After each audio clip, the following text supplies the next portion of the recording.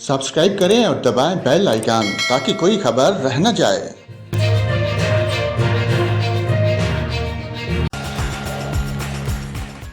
अस्सलाम वालेकुम नाज़रीन, आपको बताएं कराची के मुख्तलिफ इलाकों में वक्फे से बारिश का सिलसिला जारी है।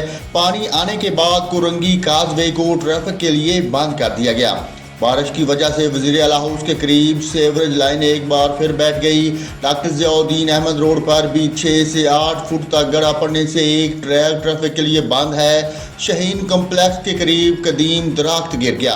महकमा मौसमियात के मुताबिक कराची और गिरदोनवा में बारिश का तेज स्पेल आज भी जारी रहेगा। सिंध भर के तलीमी इदारे आज भी बंद रहेंगे। महकमा मौसमियात का कहना है कि हवा का कम दबाव वस्ती सिंध और भारतीय राजस्थान पर मौजूद है। आज रात तक कराची समेत सिंध के बेशतर ज़िला में गरज चमक के साथ बारिश का इम्कान है।